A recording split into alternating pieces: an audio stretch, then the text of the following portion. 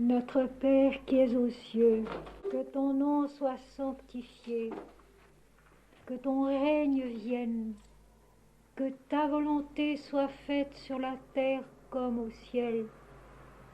Donne-nous aujourd'hui notre pain quotidien. Pardonne-nous nos fautes comme nous les pardonnons à ceux qui nous ont offensés. Ne nous laisse pas tomber dans la tentation, mais délivre-nous du mal. Car c'est à toi qu'appartiennent le règne, la puissance et la gloire, au siècle des siècles. Non pas moi, Seigneur, mais toi.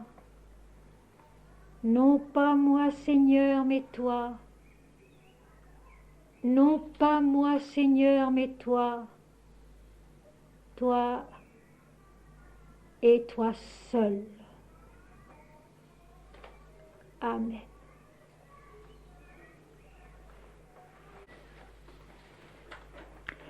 Mes chers amis, nous voici réunis pour notre dernière rencontre avant la période de l'été.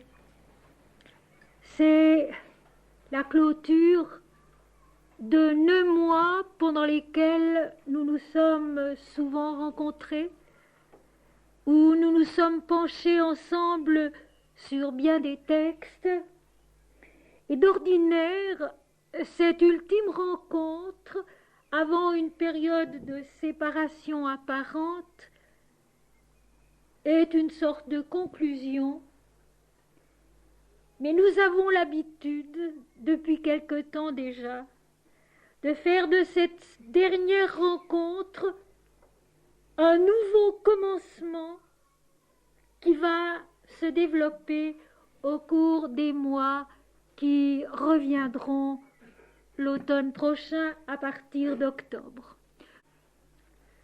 Donc ce soir, au lieu d'une conclusion, nous allons repartir. Nous allons repartir vers d'autres études, vers d'autres compréhensions.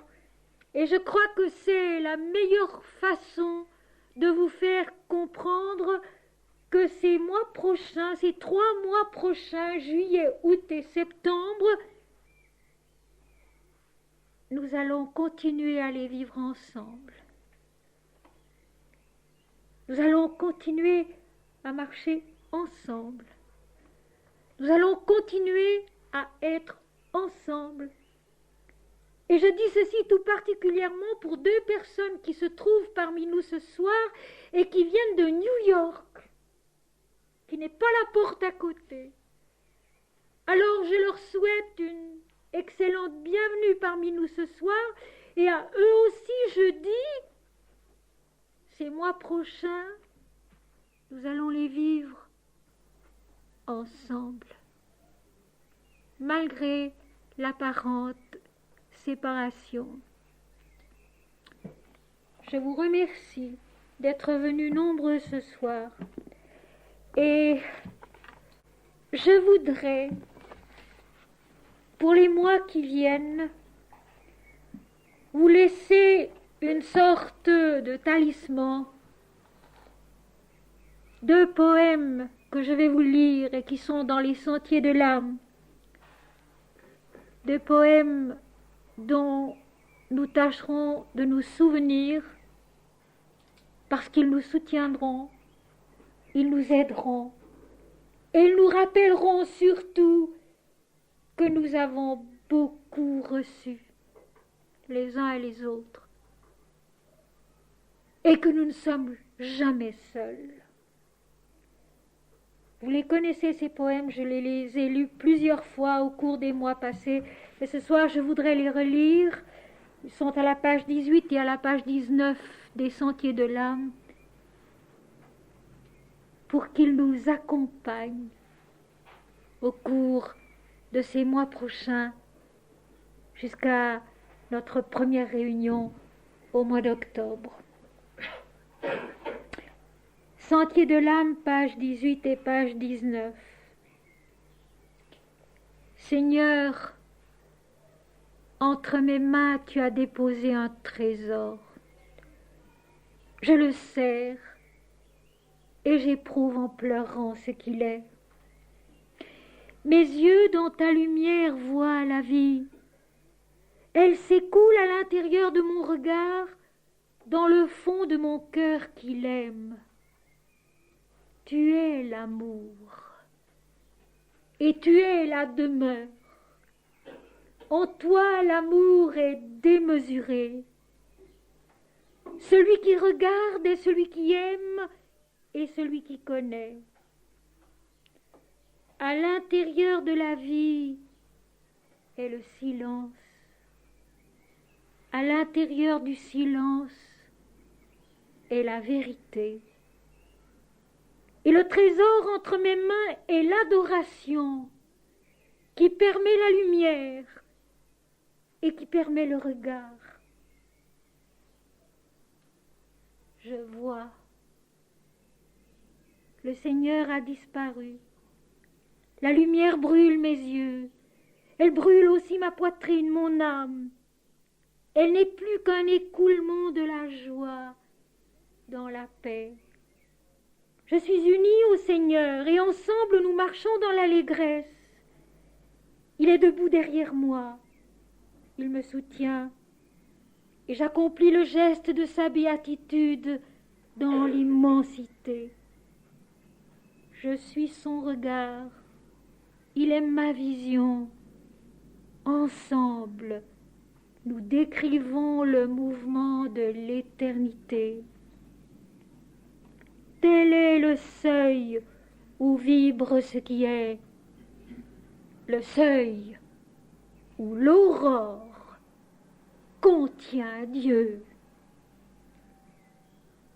Et puis ce deuxième texte que j'aimerais nous donner à tous pour ce temps où nous allons vivre apparemment plus loin les uns des autres. Je tiens ta tête dans mes mains, ô toi que je ne connais pas. Je tiens ton âme dans mon cœur, ô toi que je ne connais pas. Le ciel est sans visage et la terre est sans voix. Mon âme qui te voit, ô Seigneur, en silence, devient le long regard où tout est réuni. Retiens ton souffle, enfant que la vie indispose. Repose-toi. Mes bras sont ouverts dans le jour.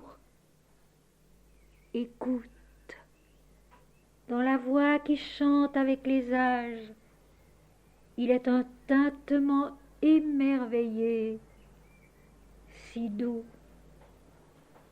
Je tiens ta tête dans mes mains, ô toi que je ne connais pas. Je tiens ton âme dans mon cœur, ô toi que je ne connais pas. Tout est en nous. Tous les êtres du monde sont nous-mêmes, sont en nous, pour que nous les aimions. Tout est en nous.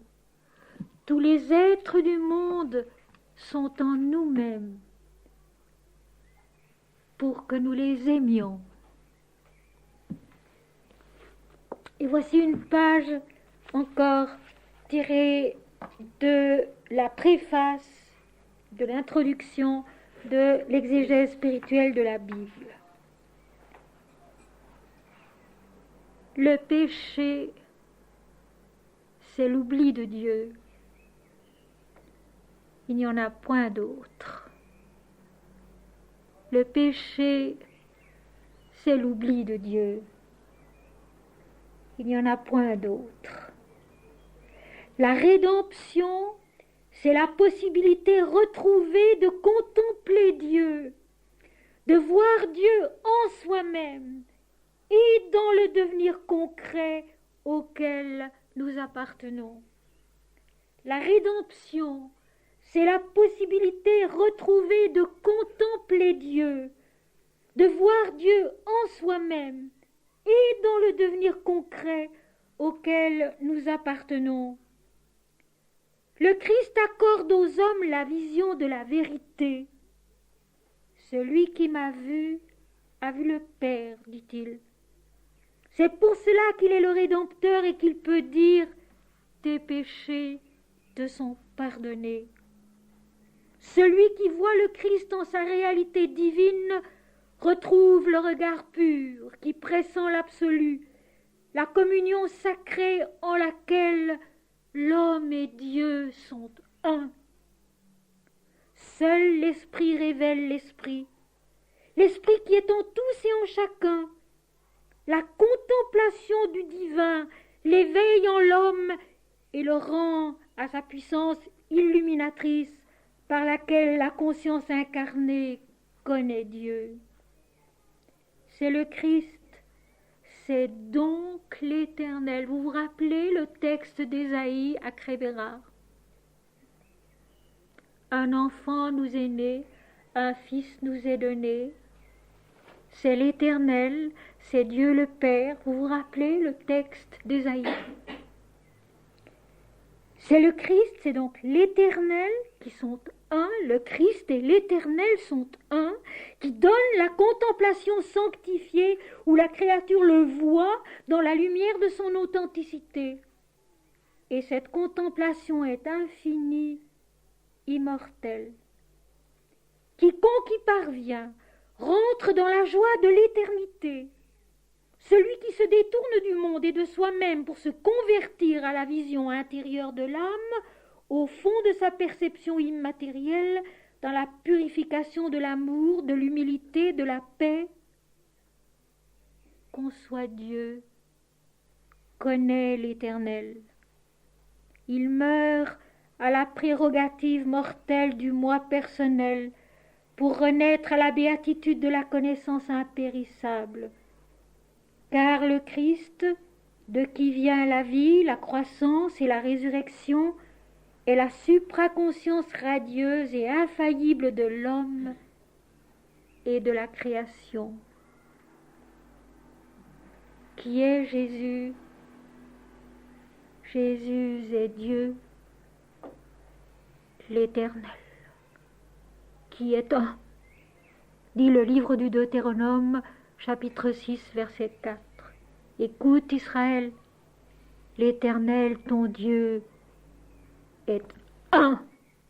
Donc indivisible et toujours le même sous tous les noms qu'il se donne ici-bas pour se faire connaître, pour se faire aimer. Et la conclusion toute simple et toute naturelle de cela, c'est que tout est un et tout est Dieu. Et dans le monde malade et malheureux qui est celui dans lequel nous vivons aujourd'hui, il est de la plus grande importance d'aller sur les chemins de la vie en répétant tout est un et tout est Dieu. L'Éternel, notre Dieu, est un, toujours le même. Pour que les hommes s'en souviennent,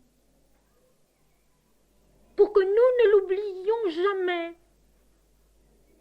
pour que chacun puisse s'en souvenir, pour que ce soit dans l'air et que chacun puisse cueillir cette parole parce qu'elle passe dans le ciel. Tout est un, tout est Dieu, tout est l'Éternel. Malgré tout ce que nous vivons et nous souffrons et nous voyons sur la terre ici-bas maintenant, il faut que cette parole-là passe dans le ciel pour que n'importe qui sur le chemin puisse l'entendre et la cueillir et la recueillir dans son cœur pour la vivre à son tour. Quand on l'oublie, on descend, on descend, on descend, on descend. Et à force de descendre, on ne voit plus rien de beau, on ne voit plus rien de vrai, et finalement on tombe dans les actes mauvais.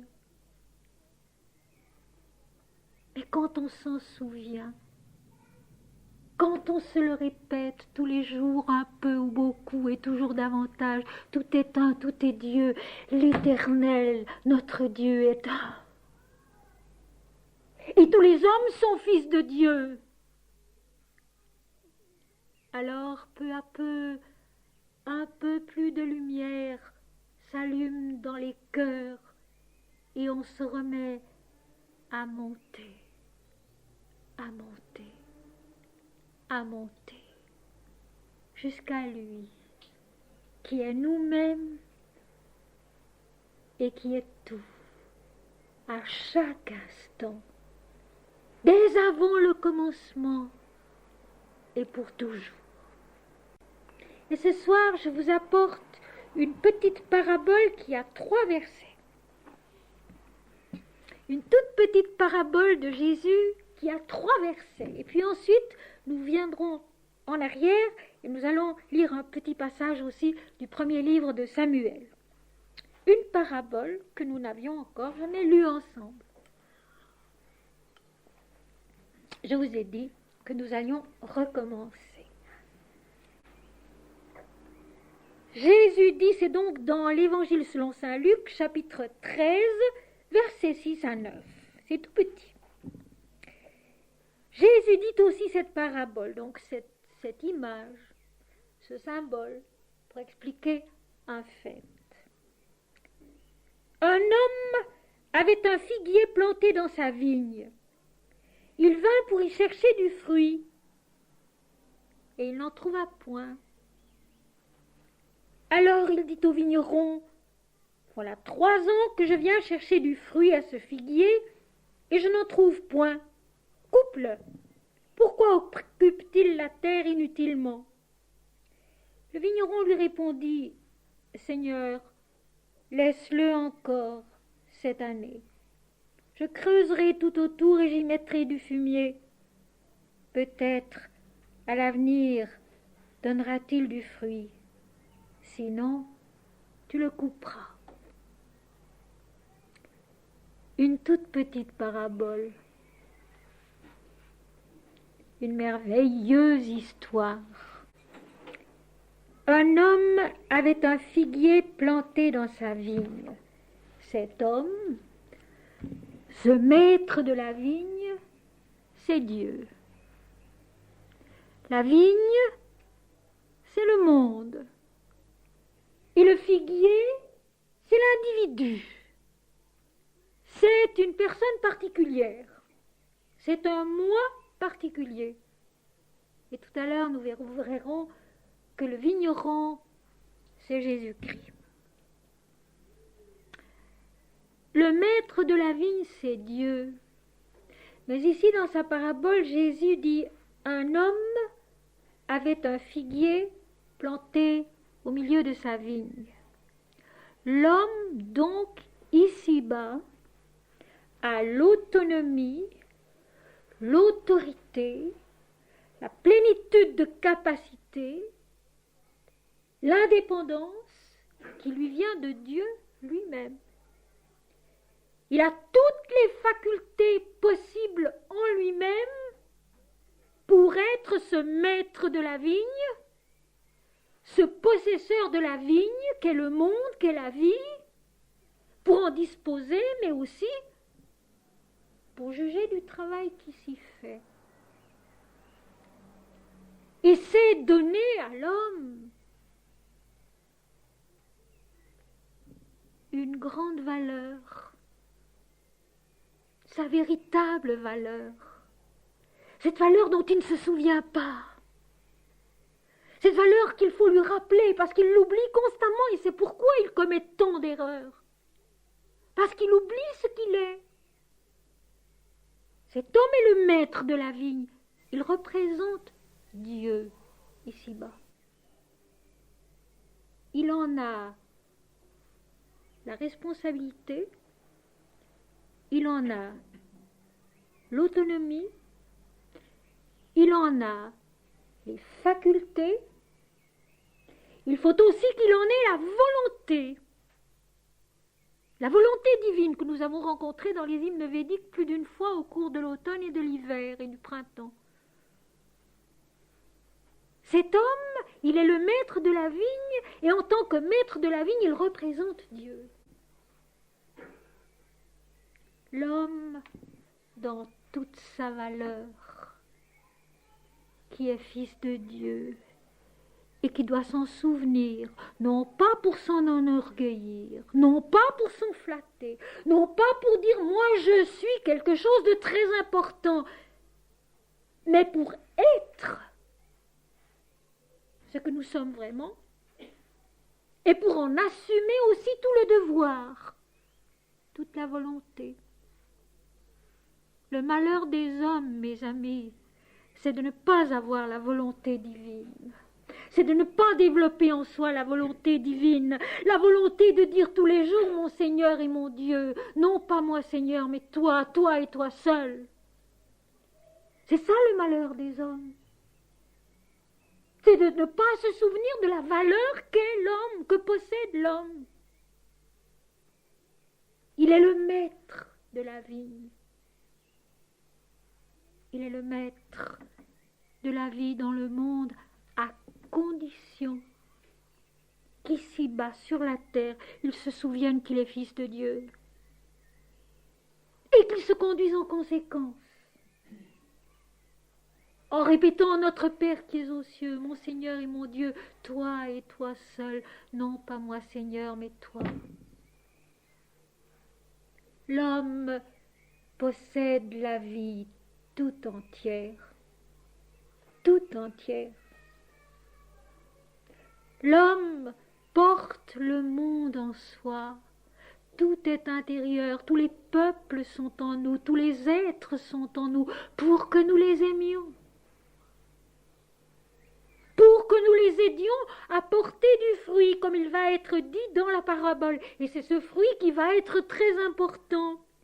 Donc cet homme, pleinement conscient de son autorité sur la vie, conscient de sa responsabilité dans la vie aussi, avait un figuier, une individualité, un individu, ou pour dire les choses plus simplement, moi-je, avec ses particularités, avec ses caractéristiques singulières, planté dans sa vigne. Donc au milieu de la vigne qui donne du raisin, il y avait un arbre d'une autre nature, un figuier qui devait donner des figues, porter du fruit. Il vint pour y chercher du fruit, et nous allons interroger cette petite phrase aussi, mais il n'en trouva point. Il y a en nous-mêmes et en chacun de nous, et dans la vie tout entière, Dieu, qui est notre vraie nature. Et puis, il y a cette nature individuelle particulière qui fait notre personnalité sur la terre, qui doit donner des fruits selon cette particularité. Un ingénieur donne les fruits de son travail. Une maîtresse de maison donne les fruits de son travail. Un professeur donne les fruits de son travail. Un musicien donne les fruits de son travail. Un médecin donne les fruits de son travail. Un ouvrier donne les fruits de son travail. Mais par rapport à Dieu, les fruits de l'individu, qu'est-ce que c'est? Qu'est-ce que Dieu attend de nous comme fruits? Et puis, quand Dieu vient dans sa vigne, vient chercher du fruit, qu'est-ce que c'est? Ce sont les circonstances de la vie qui viennent à nous et qui nous demandent d'une façon directe et précise comment vas-tu réagir. Les circonstances de la vie qui viennent à nous sont Dieu, qui vient chercher du fruit auprès de nous.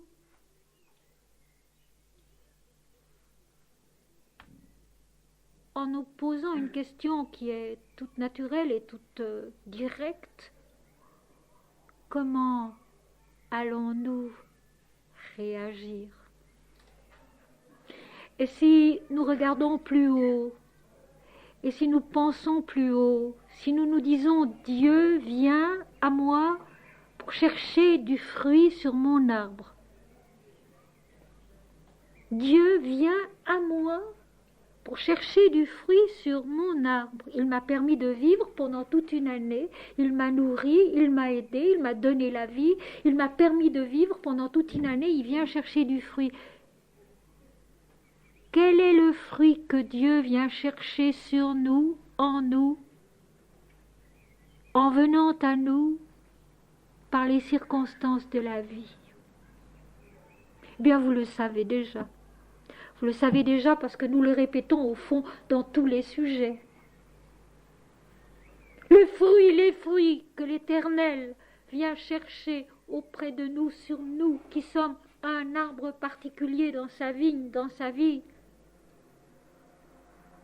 c'est la piété, c'est ce que nous aurons appris en étant pieux, comme Job avait appris en étant pieux, à dire au moment du désastre, l'Éternel a donné, l'Éternel a repris, que le nom de l'Éternel soit béni. Ça, c'est un fruit particulier, sur la personne individuelle particulière que nous sommes. Les fruits que l'Éternel vient chercher sur nous, qui sommes un arbre dans sa vigne, c'est la piété qui accepte les circonstances comme elles viennent, avec calme, avec maîtrise de soi, avec piété, j'irai beaucoup plus loin, je dirais avec amour. Quoi qu'il arrive, savoir répondre avec amour. Parce que l'amour résume tout et comporte tout. Simplement aimer, donner, se donner à ce qui vient, à ce qui passe, et comme cela se passe. Alors, dans les circonstances, c'est véritablement Dieu que nous voyons venir à nous pour chercher du fruit sur notre arbre. Et le fruit de l'amour est le plus beau parce que c'est sûrement le moins égoïste et le moins orgueilleux. Savoir répondre en aimant. En aimant Dieu, en aimant les hommes, tous les hommes, comme ils sont, tous les enfants, comme ils sont, toutes les circonstances, comme elles viennent, en les aimant parce que dans les hommes, dans les enfants, dans les circonstances, c'est Dieu lui-même qui vient à nous chercher du fruit sur notre arbre. Et avec la piété, avec l'amour, il y a la paix, il y a la joie, il y a l'humilité, il y a l'intelligence, parce que l'intelligence augmente dans l'amour, et augmente dans la paix, et augmente dans la piété. Au contraire, dans l'impiété, dans la colère, l'intelligence diminue. Vous connaissez ce texte que je répète souvent et qui se trouve au 3e chapitre de la Bhagavad Gita, qui est le chant du bienheureux Seigneur Krishna dans l'Inde. La colère et l'envie ôtent la mémoire. La mémoire de ce que nous sommes. La mémoire de tout ce qui nous a été donné avec la vie. Par contre, la piété, l'amour, la paix augmentent l'intelligence, augmentent les facultés. Et le figuier va donner du fruit une année, mais il en donnera davantage l'année suivante et encore davantage l'année d'après. Parce qu'avec l'aide de l'esprit, avec l'aide de la prière, avec l'aide de Dieu qu'on porte en soi, vraiment, tout augmente en nous. Toutes nos facultés, nos forces aussi. Même quand nous n'en avons plus du tout, il y en a encore. Nous nous fortifions, nous grandissons, nous devenons un arbre robuste. Et n'oublions pas, c'est Dieu qui vient à nous avec la vie pour chercher du fruit sur l'arbre que nous sommes dans sa vigne, si c'est beau. Si c'est beau. Et c'est simple à retenir. C'est Dieu qui vient à nous dans les circonstances pour chercher du fruit sur l'arbre que nous sommes. Si c'est beau. Mais dans notre histoire, il n'en trouva point. Le figuier était bien là, il était vivant, mais il n'y avait pas de fruit. Alors, une année de plus a été stérile. Nous n'avons pas prié. Nous n'avons pas essayé de nous souvenir de Dieu le plus souvent possible, jour et nuit. Nous n'avons pas essayé d'aimer pour Dieu et d'aimer pour les autres et non pas pour nous-mêmes. Parce qu'il y a encore une grande différence entre l'amour quand on est jeune, où on aime pour soi, avec préférence, et l'amour qu'on doit apprendre à devenir, à vivre, qui est aimer pour l'autre. Pour que l'autre porte du fruit. Aimer pour l'autre. Pour que l'autre porte du fruit. Pour que l'autre soit fécond. Nous n'avons pas assez chanté Dieu, c'est pourtant simple. Mon Seigneur et mon Dieu, notre Père qui es aux cieux, toi et toi seul, c'est pourtant simple. Mon Seigneur et mon Dieu, notre Père qui es aux cieux, toi et toi seul, c'est pourtant simple. Non pas moi, Seigneur, mais toi. Non pas moi, Seigneur, mais toi. L'arbre s'allège, il monte vers le ciel, il grandit, et ses branches se chargent de fruits. Mais là, l'individu, en nous, parce qu'en nous il y a Dieu, en nous il y a la vie, le monde, en nous il y aura le vigneron, en nous il y a l'individu, il y a le figuier. Le figuier, en nous, n'a pas porté de fruits. Au fond, si on y pense, comme c'est triste. Une année vécue tout entière sans avoir été capable de porter le fruit de Dieu, dont la semence, dont la graine est en nous. Comme c'est triste. Pendant toute une année, n'avoir pas été capable de produire ce fruit. Ce fruit qui est en effet comme une main tendue. Les fruits qui pendent aux arbres, c'est merveilleux. C'est comme des mains tendues. C'est comme la vie, la saveur, la richesse, la nourriture qui nous sont tendues. Et nous aussi, nous sommes capables de cela. Si nous savons sourire dans une situation difficile,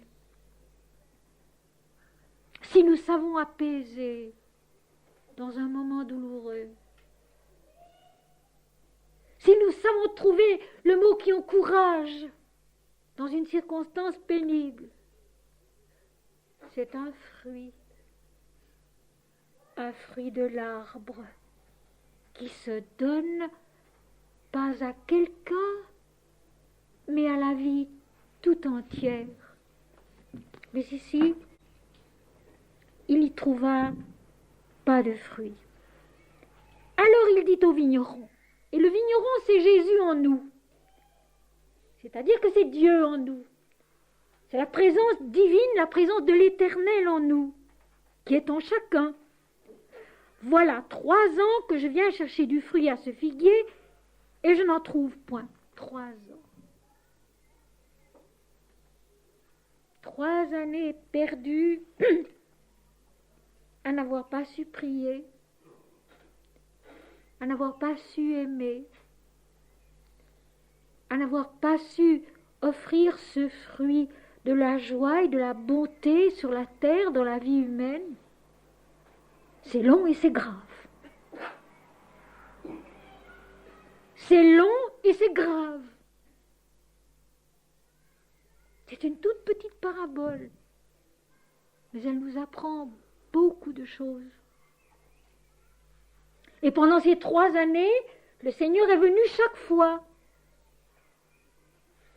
Il a chaque fois suscité des circonstances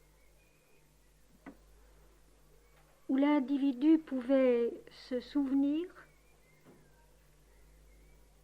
et peut-être trouver le moyen de repartir sur un meilleur chemin pour avoir un fruit à offrir. Ne serait-ce qu'un seul. Une fois, une prière qui se souvient de Dieu. Parce que le malheur des hommes, c'est d'oublier Dieu. Et le malheur des hommes, c'est de se disputer pour des noms divins qui ne recouvrent jamais qu'un seul et unique éternel. Un seul et unique absolu. Le malheur des hommes, c'est de dire, moi j'ai la vérité, toi tu ne l'as pas. Et parce que moi j'ai la vérité, toi tu ne l'as pas, je te condamne. Jamais l'Éternel ne raisonne ainsi. Jamais Dieu ne pense ainsi. C'est lui faire injure que de croire qu'il étiquette les gens en disant ceux-ci ce sont des chrétiens, ceux-ci ce sont des mahométans, ceux-ci ce sont des hindous, lesquels sont vrais, lesquels sont justes. Non. Tout est un et tout est Dieu, et tout vient de l'Éternel, et tout s'offre à l'éternité, et tout s'accomplit dans l'éternité, dans l'infini, qui n'a pas de nom. Tout est un et tout est Dieu.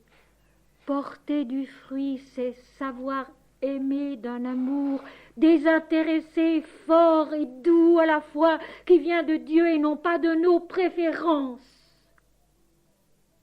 Voilà 3 ans que je viens. Ce figuier ne donne pas de fruits, coupe-le. Pourquoi occuperait-il la terre inutilement? Ce n'est pas la vie que le maître de la vigne veut frapper et veut punir. Ce qu'il veut couper, ce qu'il veut détruire, c'est l'ignorance, c'est la stérilité, de l'égoïsme et de l'orgueil, pour que la terre ne soit pas occupée inutilement, la terre de la vie, la terre qui permet toute chose, qui donne toutes les possibilités, qui offre toutes les possibilités de grandir et de porter du fruit. Le figuier stérile, qu'est-ce que c'est? C'est un homme parfaitement égoïste, qui ne vit que pour soi, qui ne donne rien, ni à lui-même finalement, ni à la vie. Parce que le figuier qui donne du fruit, il donne sa saveur, il donne sa nourriture à la vie.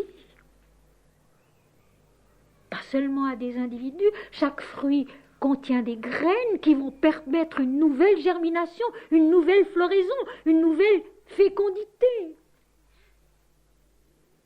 Le figuier stérile, c'est nous-mêmes, en tant qu'individus, lorsque nous sommes totalement centrés sur nous-mêmes, moi je, et que nous sommes incapables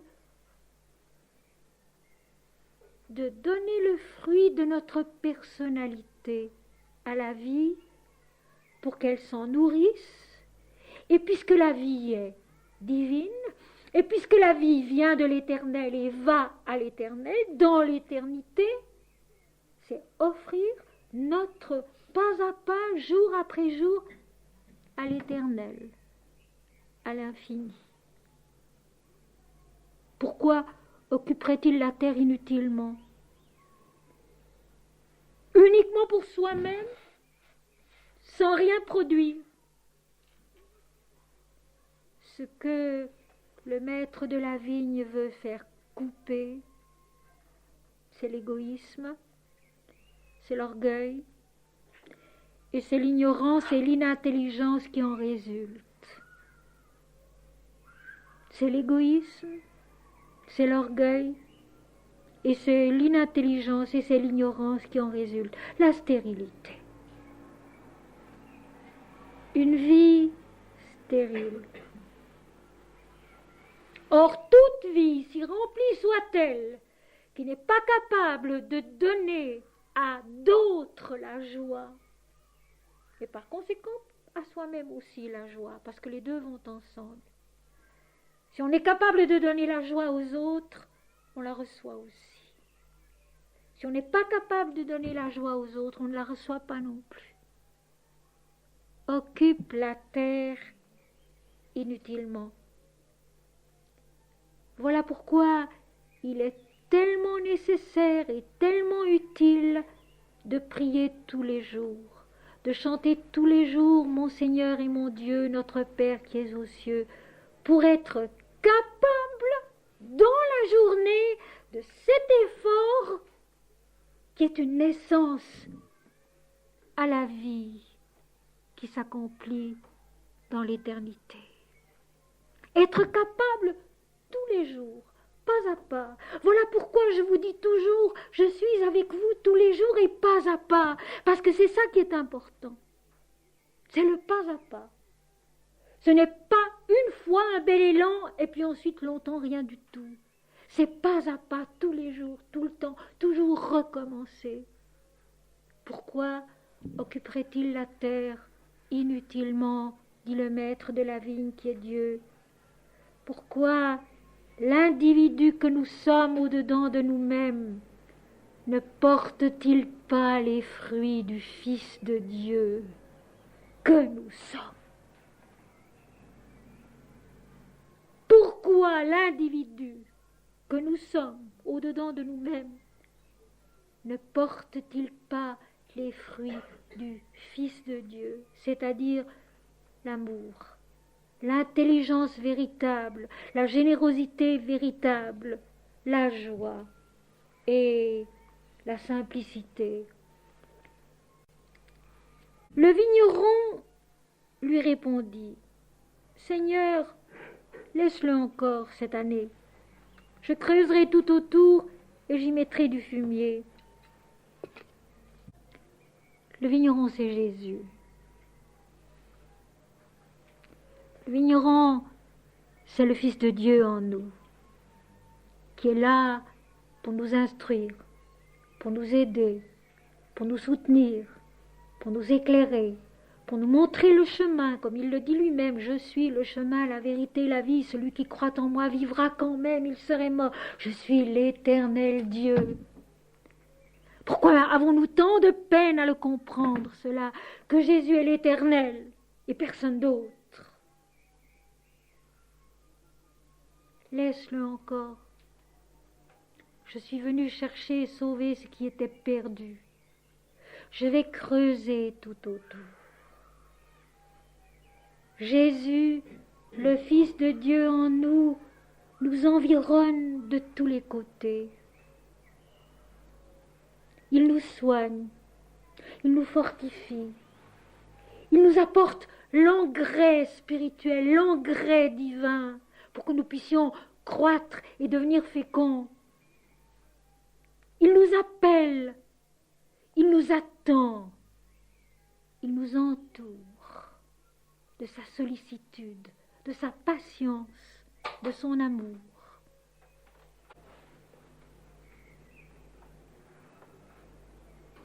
Le vigneron veut attendre encore une année.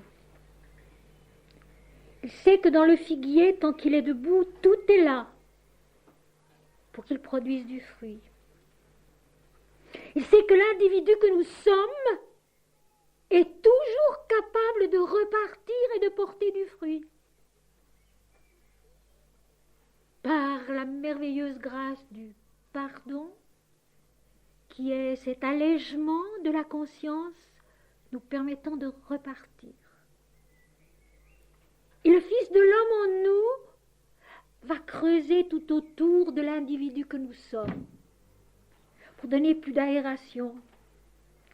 Il va donner l'engrais divin, l'engrais de la parole de vérité, l'engrais de la vie divine, de l'éternel, pour que l'homme retrouve ses assises, plante plus profondément ses racines, tire sa sève de la vérité, non pas du mensonge et de la paresse. Il va l'entourer de sa vigilance, il va l'arroser. Et ça aussi, mes amis, si nous y faisons bien attention, les circonstances de la vie, quelles qu'elles soient, même quand elles ont l'air terriblement contraires à nos désirs les plus légitimes, à nos espoirs, même quand elles nous font terriblement souffrir, dans les circonstances de la vie, il y a Dieu. Et il y a le vigneron. Il y a Jésus, qui est en nous, et qui vient creuser tout autour de notre personne, pour y mettre son engrais, sa nourriture, sa patience, son amour, sa vérité, sa bonté, sa simplicité, sa beauté.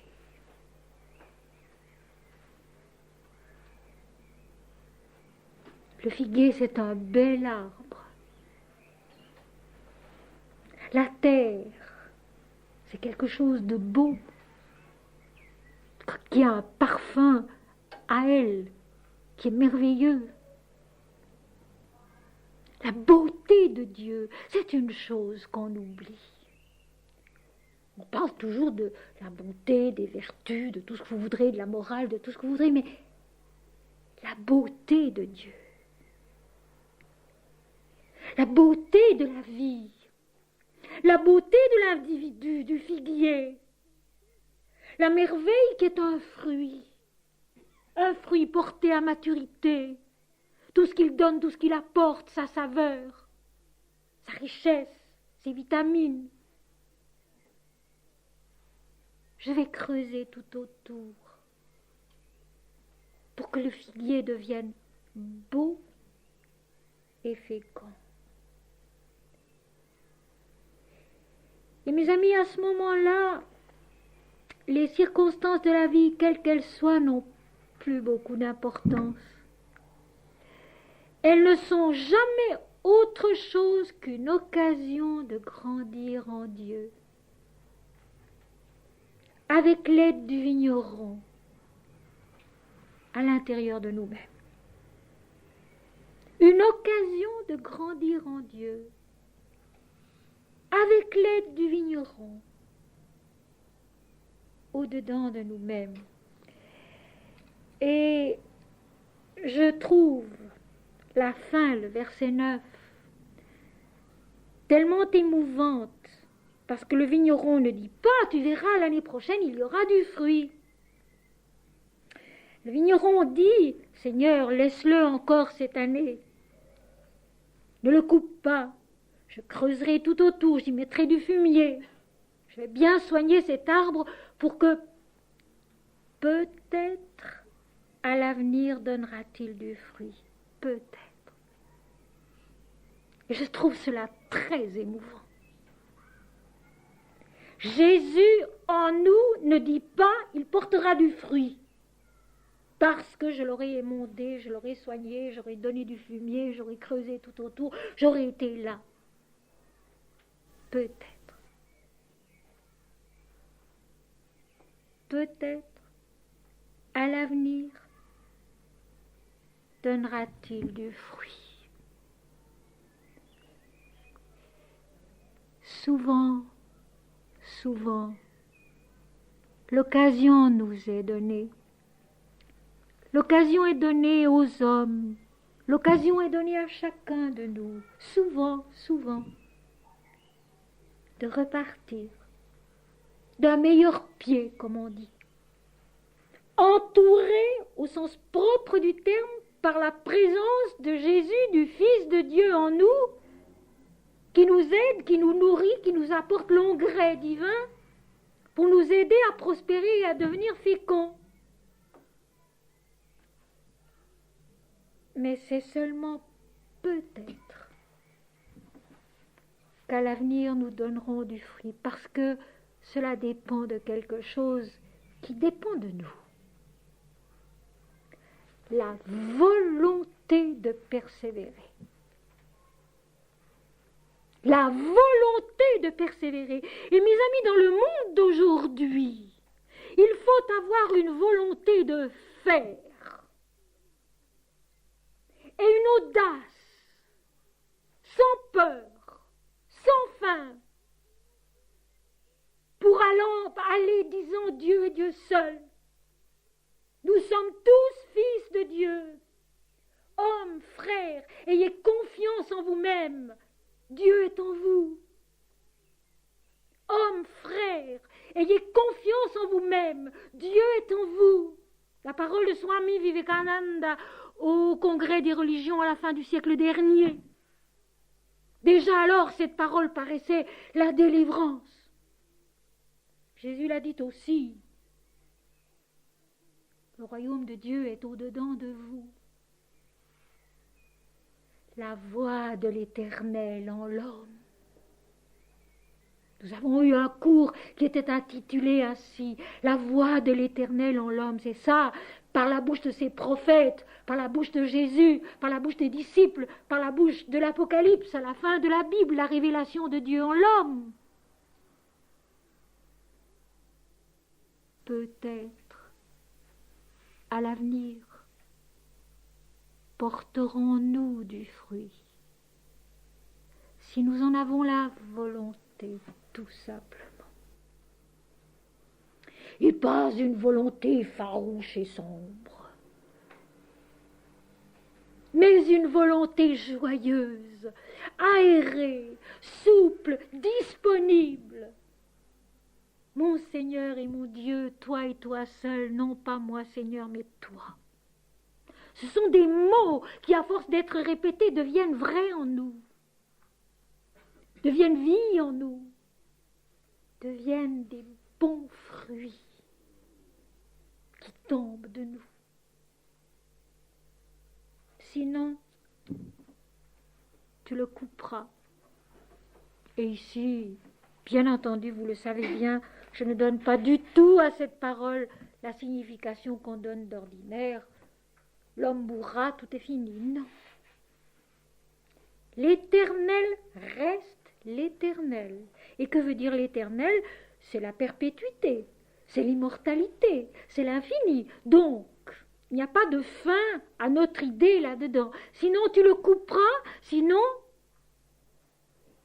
tu seras le Seigneur Indra qui vient arrêter le sacrifice qui est faux. Tu seras le Seigneur qui viendra arrêter, d'une façon ou d'une autre, mettre fin, mettre à mort la fausse piété qui n'est que de l'idolâtrie. L'orgueil, l'égoïsme l'idée d'importance personnelle. Dieu y met fin à un moment donné, d'une manière ou d'une autre. Je vais vous dire une chose.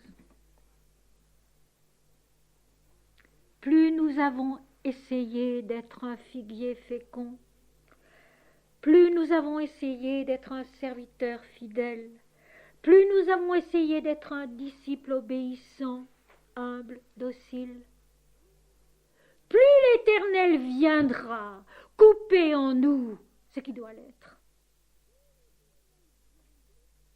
C'est encore une grâce.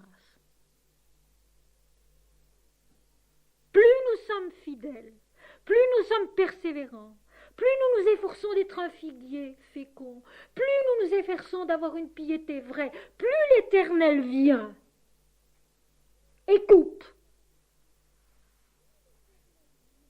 ce qui doit l'être. Et beaucoup d'entre nous savons que dans l'Inde, le grand dieu Shiva, le dieu de la blancheur étincelante de la vérité, le Dieu purificateur qui vient détruire justement l'erreur en l'homme, vient couper une tête chaque fois que c'est nécessaire dans une vie.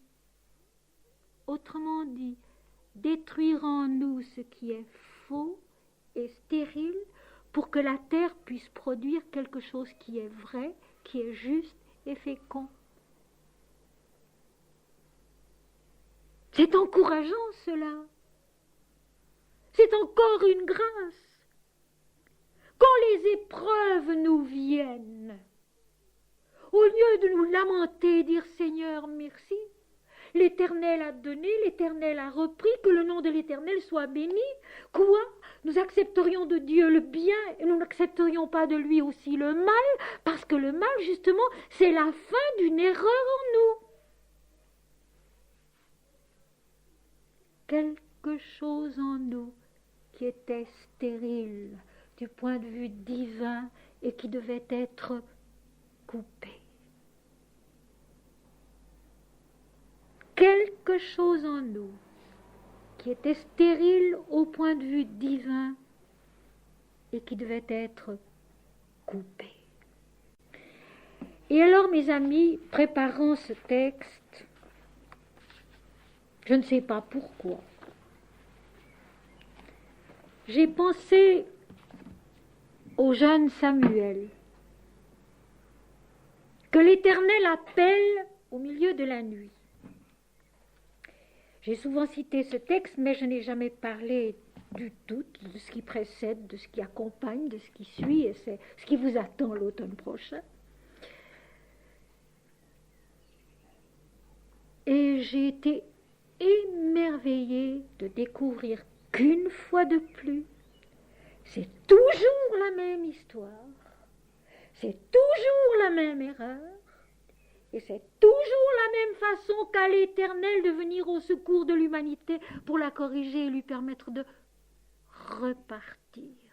Parce que voyez-vous, mes amis, tout arrive dans la vie, l'agréable et le désagréable.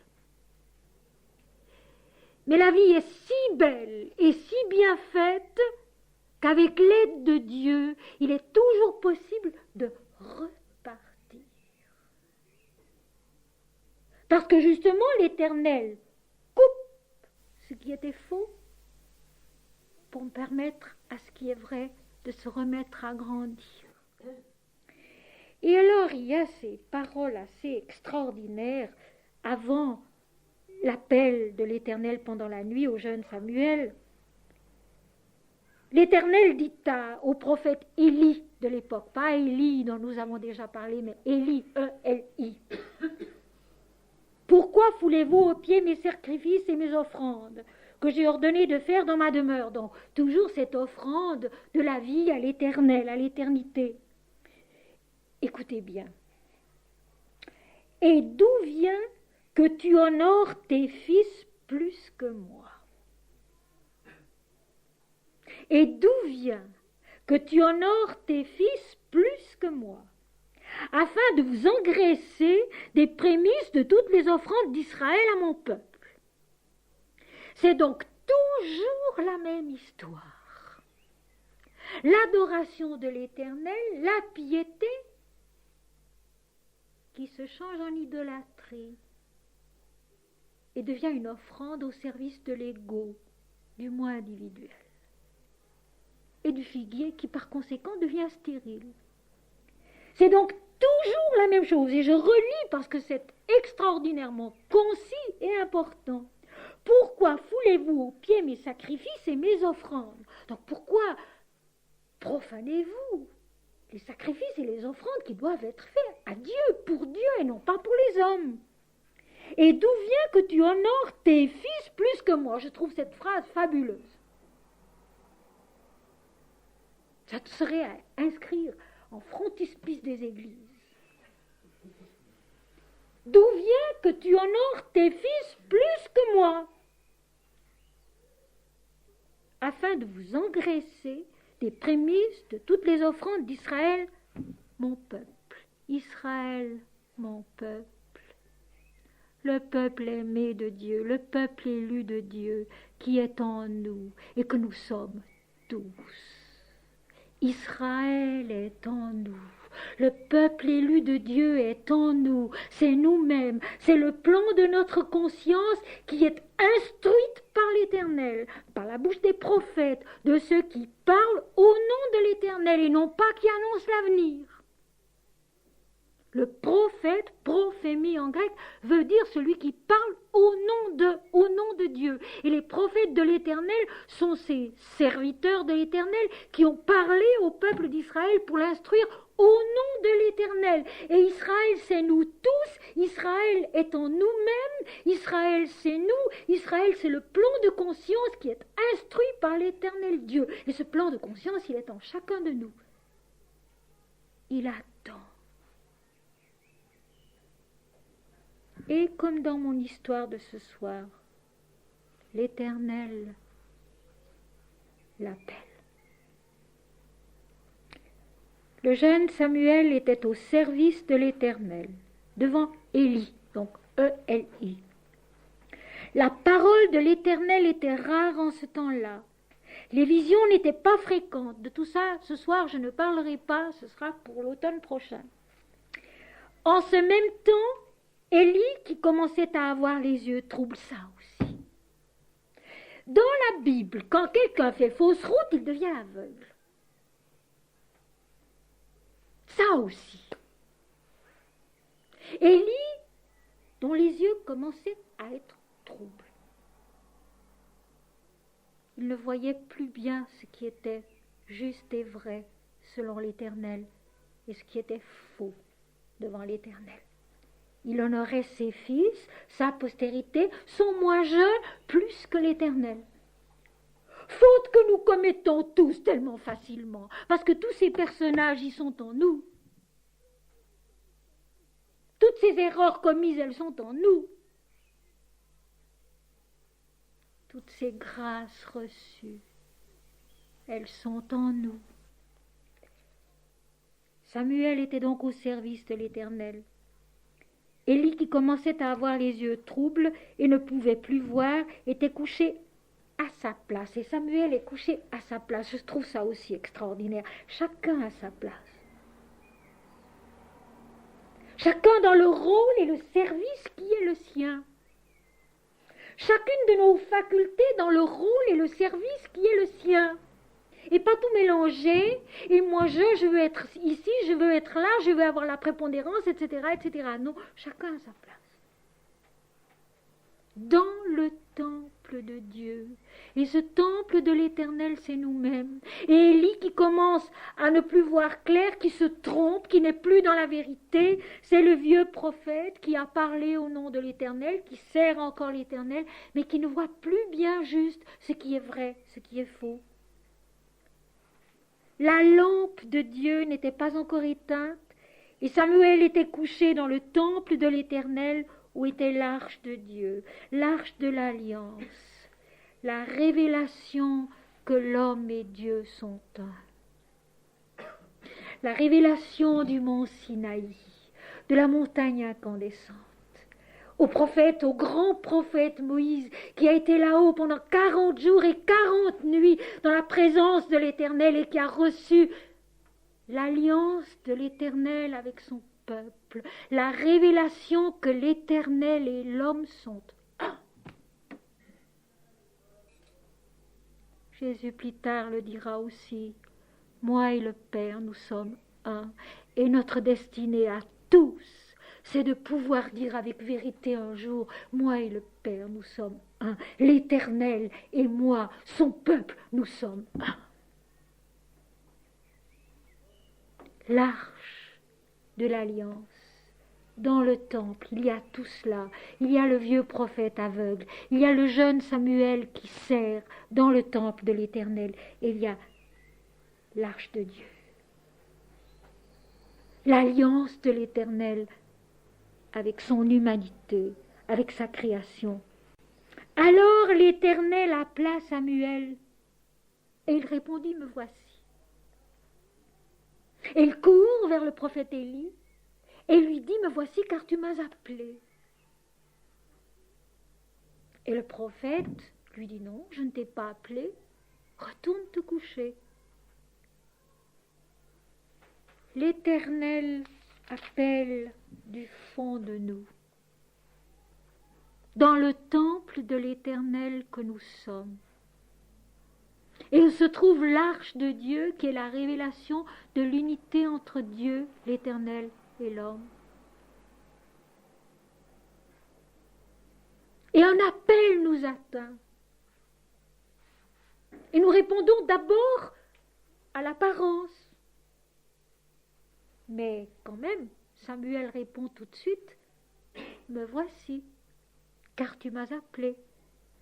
Et il va auprès de l'homme de Dieu, auprès du prophète, de celui qu'il sert, qui parle au nom de l'Éternel. Et une deuxième fois, il entend l'appel. Samuel, Samuel. Et une deuxième fois, il s'élève, il va auprès du prophète et il dit, me voici, que veux-tu de moi? Je suis à ton service, que veux-tu de moi? Mais il y a tout un chemin à parcourir jusqu'à ce que le prophète en nous, celui qui a l'habitude d'entendre l'Éternel et de répondre au nom de l'Éternel, comprenne lui-même, mais c'est Dieu qui appelle l'enfant. Et une troisième fois, Samuel retourne se coucher sur l'ordre d'Élie qui lui dit « Mais non, je ne t'ai pas appelé, retourne te coucher ». L'enfant retourne se coucher et encore une fois, il entend l'appel « Samuel, Samuel ». Alors le prophète, enfin, le prophète en nous, ce qui en nous parle au nom de Dieu, parle au nom de l'Éternel. Et avec un peu d'habitude et un peu d'humilité et beaucoup de prière et beaucoup de persévérance et d'exercice, nous savons reconnaître en nous-mêmes la voix de l'homme et la voix de Dieu. Avec beaucoup d'années de prière et de piété, d'habitude, de persévérance, nous finissons par savoir reconnaître au-dedans de nous-mêmes la voix de l'homme qui s'intéresse à l'homme sur la terre en tant que personnalité humaine et la voix de Dieu qui révèle Dieu en l'homme et l'Éternel dans l'humanité et l'Éternel pour l'humanité. Parce que le seul destin de l'humanité, c'est de marcher à Dieu. C'est de s'accomplir dans l'éternité. C'est de connaître l'Éternel. C'est de connaître Dieu. C'est de se connaître soi-même en connaissant Dieu, humblement, simplement, pas à pas, avec toute la vie. Finalement, Élie comprit que c'était l'Éternel qui appelait l'enfant. Et il dit à Samuel, va, couche-toi. Et si l'on t'appelle, tu diras, parle, Éternel, car ton serviteur écoute. C'est quelque chose que nous pouvons faire. lorsque dans la vie il y a des choses que nous ne comprenons pas. Lorsque dans la vie il y a des moments où nous sommes troublés, nous ne savons plus très bien dans quelle direction aller. Priez intérieurement, parle Seigneur, parle Éternel, car ton serviteur écoute. Me voici pour faire ta volonté. Parle Éternel, car ton serviteur écoute. Samuel alla se coucher à sa place, dans son rôle, dans sa vérité particulière à lui, qui était à ce moment-là de balayer le temple, de nettoyer les lampes, de servir Élie, de lui préparer à manger, un travail tout simple mais très important. Il retourne à sa place. Il ne se veut pas plus grand qu'il est, il ne se veut pas plus petit il est à sa place. À sa place pour répondre à l'Éternel avec vérité sur le conseil du prophète.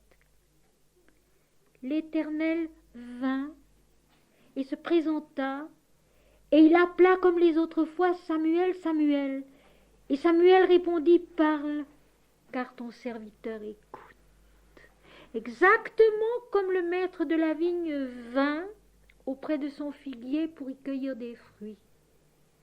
L'Éternel vient, se présente, appelle Samuel, et Samuel répondit, parle, car ton serviteur écoute. Et puis, à la fin du chapitre, l'Éternel continuait à apparaître à Samuel, car l'Éternel se révélait à Samuel par la parole de l'Éternel. L'Éternel se révélait à Samuel par la parole de l'Éternel. Non pas moi, Seigneur, mais toi. Toi et toi seul. Parle, ton serviteur, ta servante écoute. Et l'Éternel nous instruit par la parole de l'Éternel. Quand nous lisons les textes, quand nous prions, quand nous écoutons les leçons de la vie avec amour, c'est l'Éternel qui se fait connaître par la parole de l'Éternel. Voulons-nous nous souvenir de cela? Nous souvenir de cela toujours. L'Éternel se faisait connaître à Samuel par la parole de l'Éternel. L'Éternel se fait connaître à nous par la parole de l'Éternel. Et cette parole de l'Éternel, c'est toute la Bible.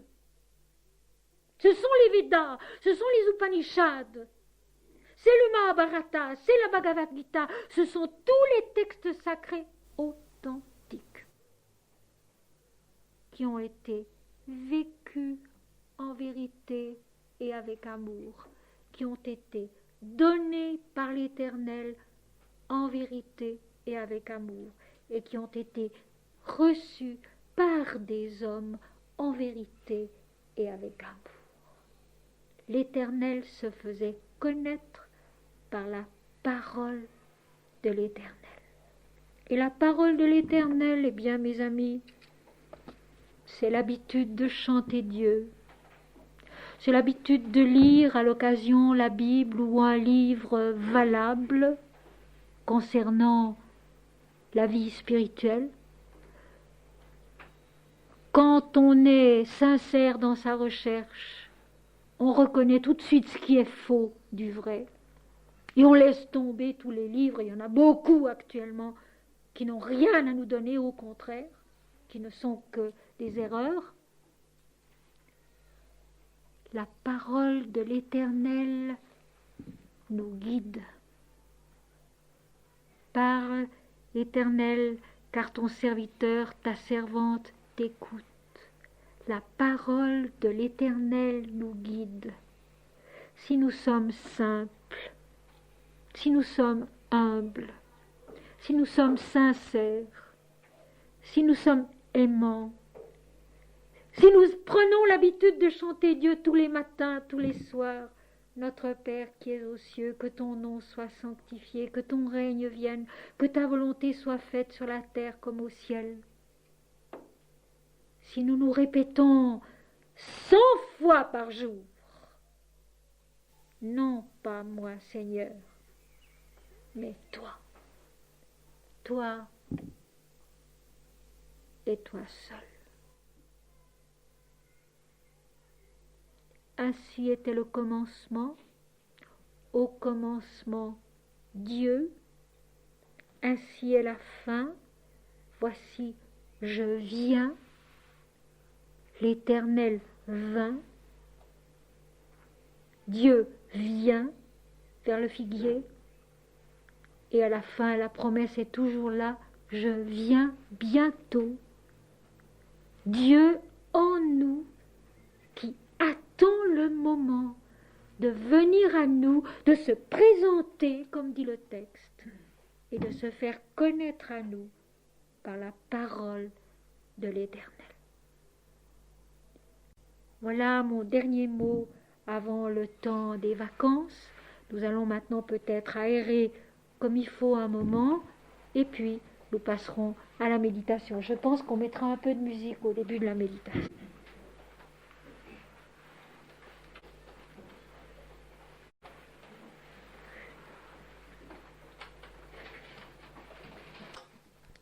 Ô Seigneur, à tes pieds,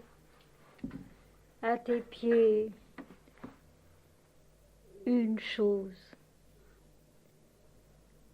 assez d'amour pour être toi,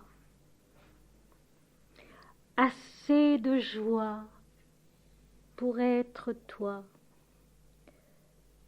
et de beauté pour être toi, assez de vérité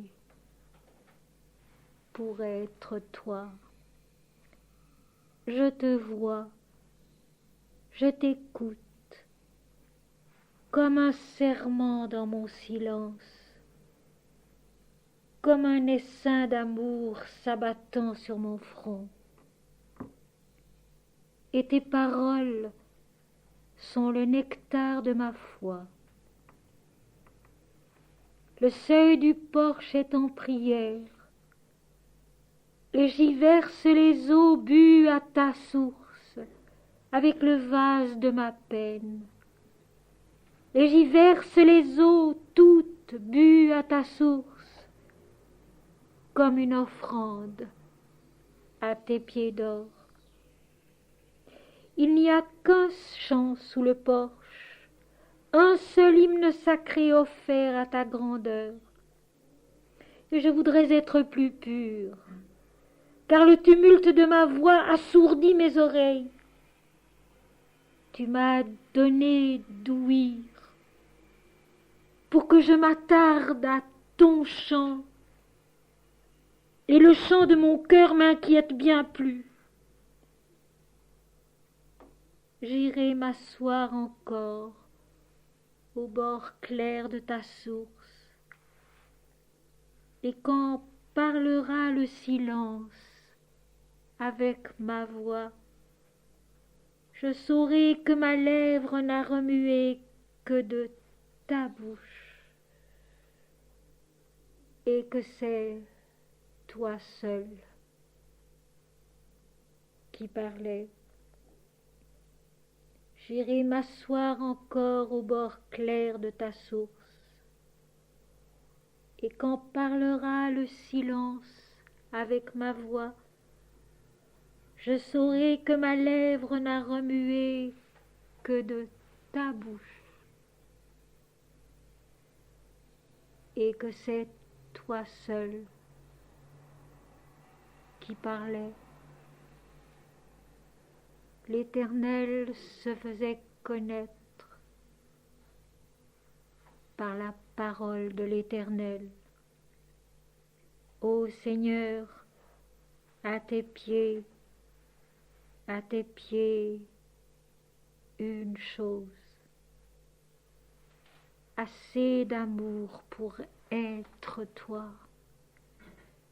assez de joie pour être toi, et de beauté pour être toi, assez de vérité pour être toi.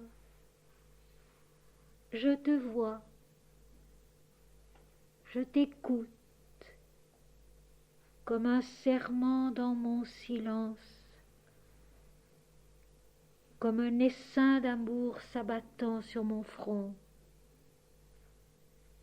Et tes paroles sont le nectar de ma foi. L'Éternel se faisait connaître par la parole de l'Éternel, dont l'accomplissement c'est, pour chacun et pour tous, moi et le Père, nous sommes un. L'alliance de l'Éternel avec son peuple, tous les peuples, l'univers entier, depuis son commencement et à jamais. Moi et le Père, nous sommes un.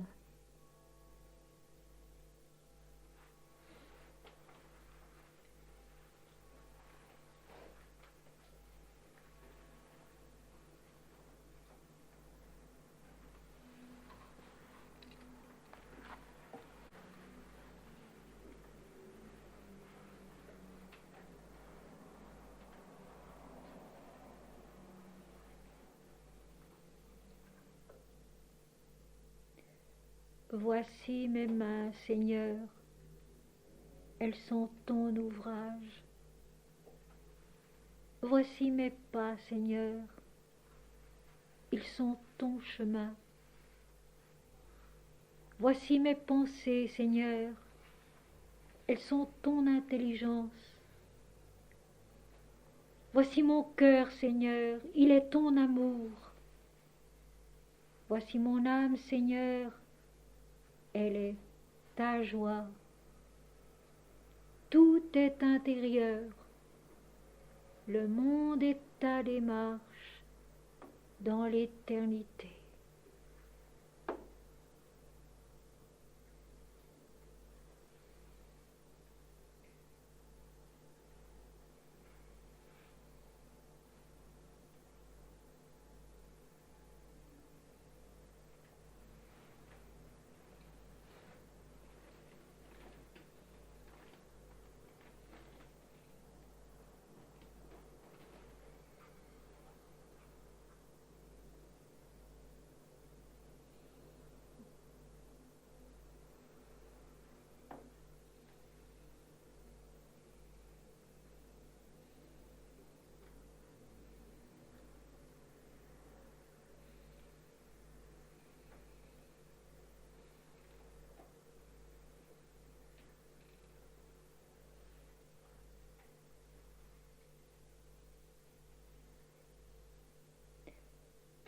Le maître de la vigne vient et cherche du fruit sur le figuier.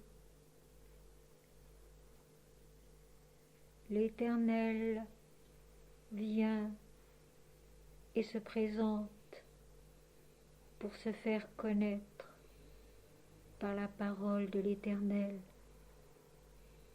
C'est toujours la même démarche. L'Éternel qui descend vers l'homme pour l'instruire et le guider. L'homme qui doit porter le fruit de la vie pour s'accomplir dans l'Éternel.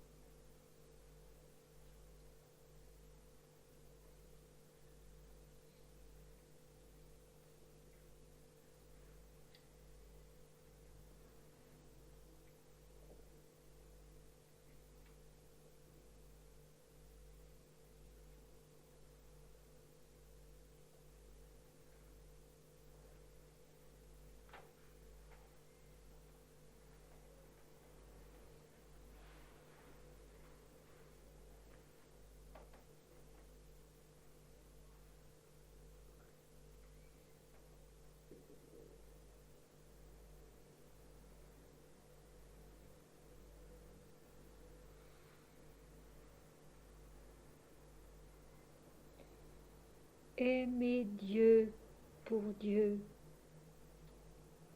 Dieu et Dieu seul. Aimer l'homme pour Dieu, Dieu et Dieu seul. Tu aimeras le Seigneur ton Dieu de tout ton cœur, de toute ton âme et de toute ta pensée, et tu le serviras lui seul. Et tu aimeras ton prochain comme toi-même.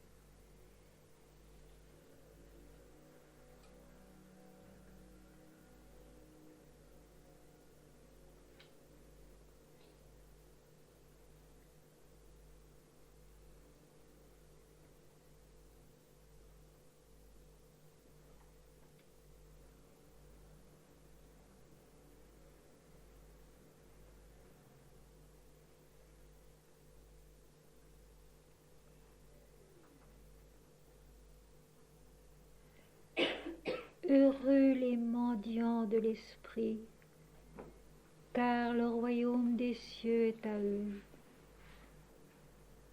Heureux les bons, les doux, car ils hériteront la terre.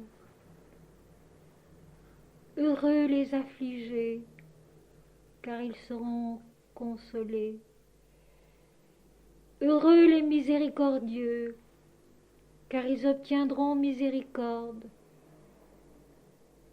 Heureux ceux qui ont faim et soif de la justice, de la vérité, car ils seront rassasiés. Heureux ceux qui procurent la paix, car ils seront appelés fils de Dieu. Heureux ceux qui ont le cœur pur, car ils verront Dieu.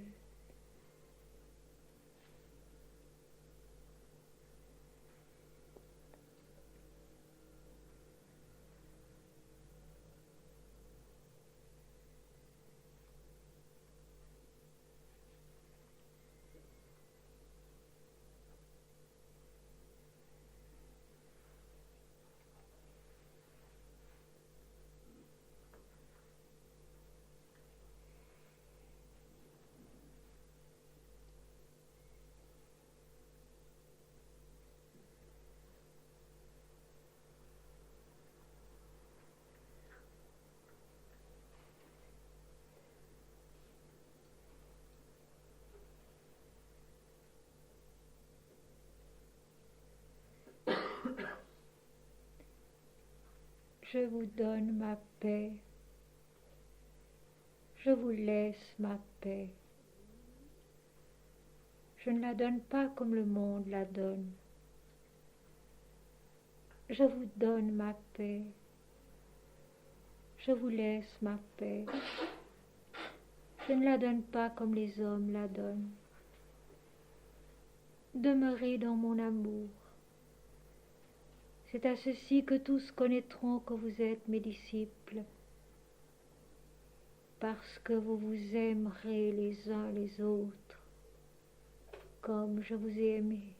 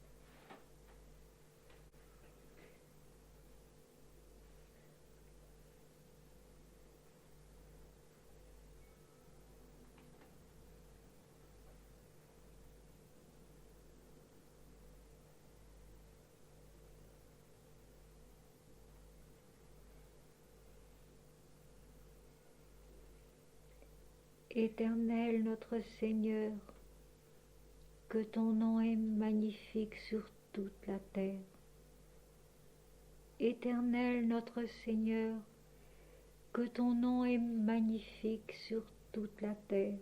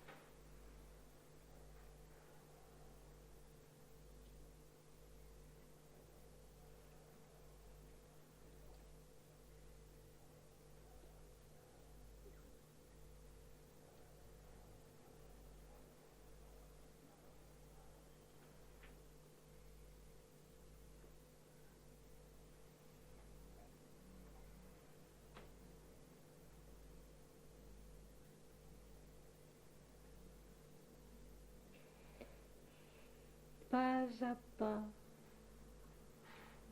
avec Dieu, jour après jour, pour devenir un figuier fécond qui donne chaque année beaucoup de fruits. les fruits de la patience, les fruits de l'amour, les fruits de l'humilité, les fruits de la joie, les fruits de la gaieté, les fruits de la vérité, les fruits de la beauté. Pas à pas, jour après jour, très simplement, avec beaucoup d'amour et de persévérance.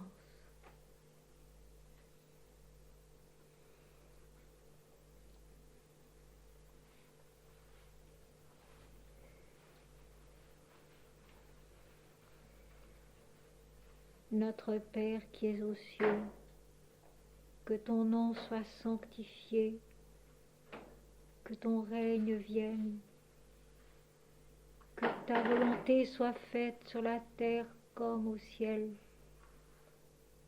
Donne-nous aujourd'hui notre pain quotidien. Pardonne-nous nos fautes comme nous les pardonnons à ceux qui nous ont offensés. Ne nous laisse pas tomber dans la tentation, mais délivre-nous du mal. Car c'est à toi qu'appartiennent le règne, la puissance et la gloire au siècle des siècles.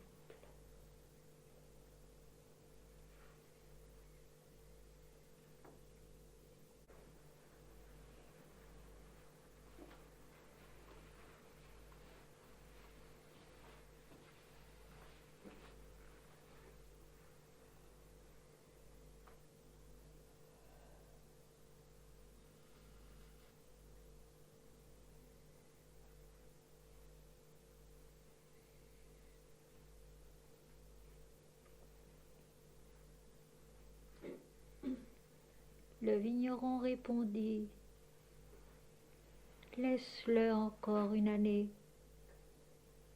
Je creuserai tout autour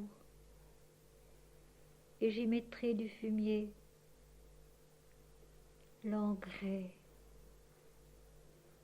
de l'esprit. »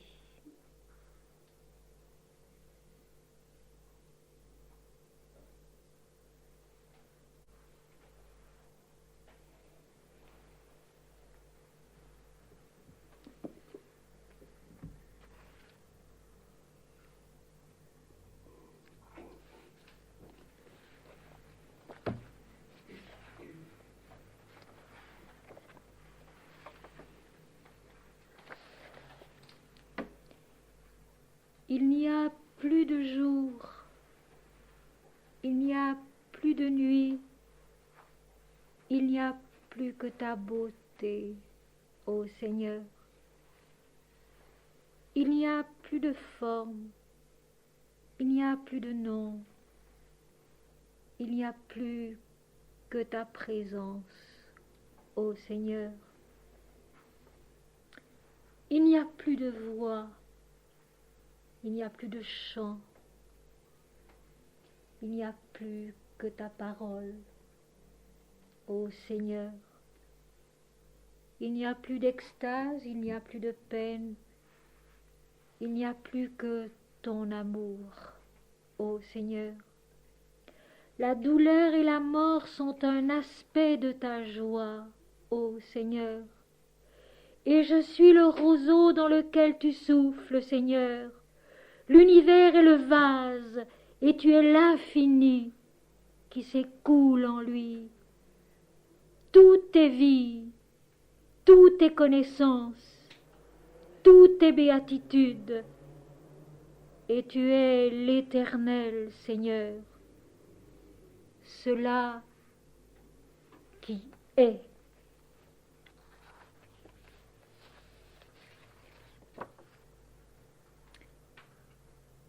Paix, paix, paix infinie, auguste chant des blés, lourds épis ondoyants que le jour auréole, lumineuse ferveur active et sans parole. Paix, paix, paix infinie, auguste chant des blés, paix, sereine beauté du temple universel, enchantement pieux des rythmiques profondes, harpe simple et diverse où s'accordent les mondes, paix, sereine beauté du temple universel, paix, silence éveillé que diffuse l'amour, silence, ô lent réveil de l'âme qui s'exprime et monte irradié au sommet de l'ultime, paix, silence éveillé que diffuse l'amour, silence, embrasement divin, geste mêlé, silence, où la pensée assouvie et l'écume blanche aux bords inconnus de l'océan s'embrume. Paix, paix, paix infinie,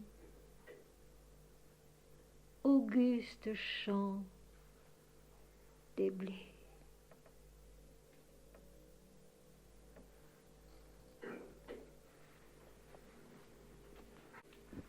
Mes amis, je nous souhaite un bel été. Je nous souhaite un bon été, à l'intérieur surtout. Quel que soit le temps, quels que soient les jours, je nous souhaite cette paix, paix, paix infinie, auguste chant des blés, la paix de la vie quand elle est totalement vécue en Dieu, pour Dieu, avec les autres, avec tous les autres, pour les autres, pour tous les autres, la vie totalement aimée, totalement vécue, pour Dieu seul. Il n'y a pas d'autre joie qui dure, il n'y a pas d'autre paix qui dure, il n'y a pas d'autre fécondité pour l'homme. La vie tout entière vécue, aimée pour Dieu seul. Je vous l'ai dit, nous ne nous quittons pas. Nous continuons à avancer ensemble. Et puis, nos chemins se recroiseront probablement l'automne prochain. Enfin, je voudrais vous dire merci. Je voudrais vous dire merci à tous. Parce que sans vous, ce travail ne serait pas possible.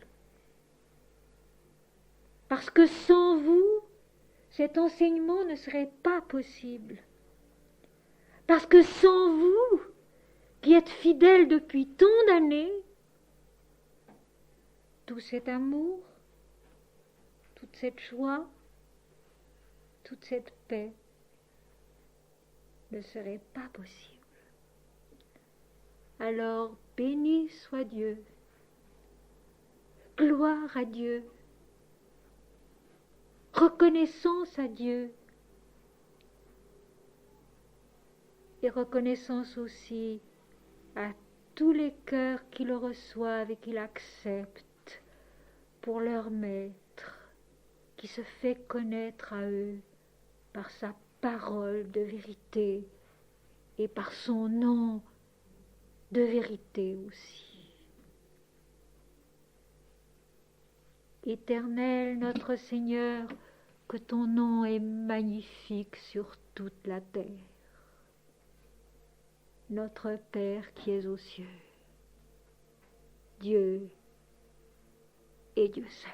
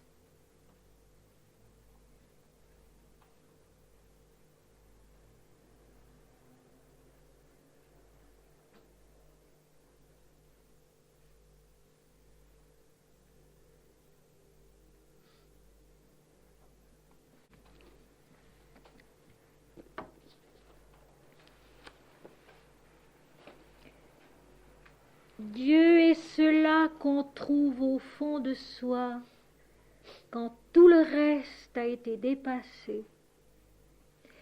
Et il est ce charme qui du fond de la vie nous attire et nous instruit.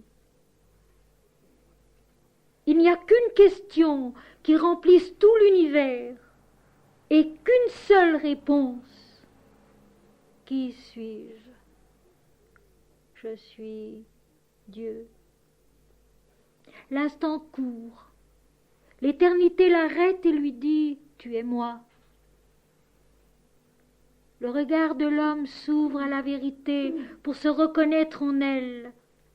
Dieu est l'indivisible, nous en sommes les variations. Le monde entier n'est qu'un seul corps et qu'une seule âme, et sa nature est l'infini. L'horizon de la vie est sans limite, et la flamme qui en jaillit donne sa dimension à l'immensité sans la restreindre. Dieu donne l'être, la croissance, la sagesse. Il révèle sans consumer, car le néant mystique est la lucidité de la plénitude. La colère et la violence sont le langage de la faiblesse. La douceur est la suprême puissance. La colère et la violence sont le langage de la faiblesse. La douceur est la suprême puissance. Rien ne te concerne, ô homme, tout concerne Dieu. Si l'œil et ce qu'il contemple sont un, c'est l'illumination. Si l'intelligence et ce qu'elle saisit sont un, c'est la connaissance. Si la vie et ce qu'elle conçoit sont un, c'est la béatitude. Quand il n'y a plus ni naissance, ni mort, ni plaisir, ni souffrance, ni toi, ni moi, c'est l'existence absolue. La sainteté est la fraîcheur et la santé de l'âme qui se nourrit de Dieu. La sainteté est la fraîcheur et la santé de l'âme qui se nourrit de Dieu. Qui es-tu, toi que j'aime? Tu es moi-même et je te connais, insondable. Qui es-tu, toi que j'aime? Tu es moi-même et je te connais, insondable. Dieu est cela qu'on trouve au fond de soi quand tout le reste a été dépassé. Dieu est Dieu seul. Mon Seigneur et mon Dieu, notre Père qui es aux cieux.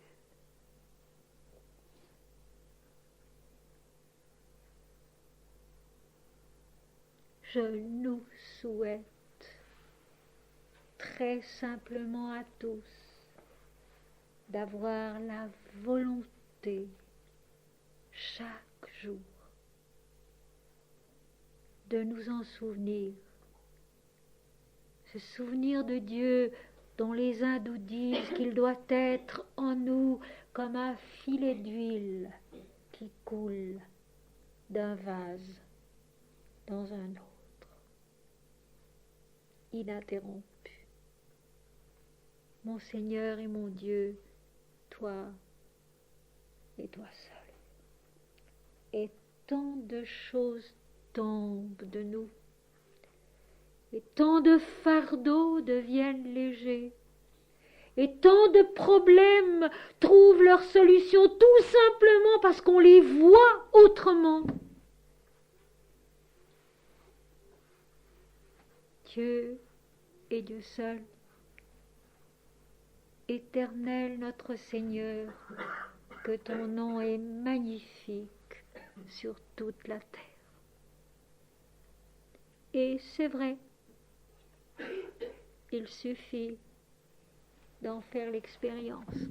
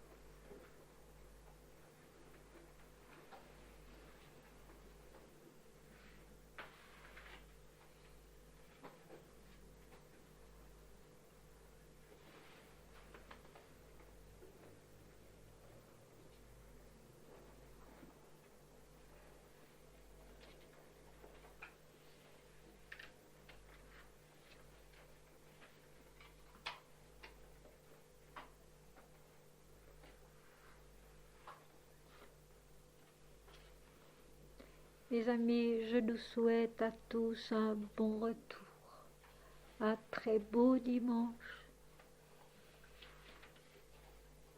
Et puis, des jours heureux,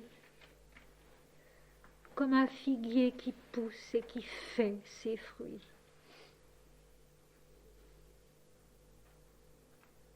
Il faut les faire. Et chaque jour qui passe permet un peu de les faire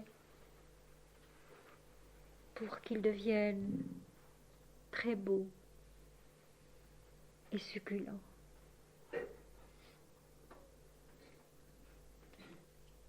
Les fruits de la joie, les fruits de l'amour, les fruits du chant de Dieu tout simplement. Vous savez, parce que je vous le répète toujours, que chanter Dieu jour après jour, ça devient une force indomptable en nous. Pourquoi ne pas l'essayer? Pourquoi ne pas s'y mettre? Peu importe ce qui est en arrière, il ne faut jamais rien regretter.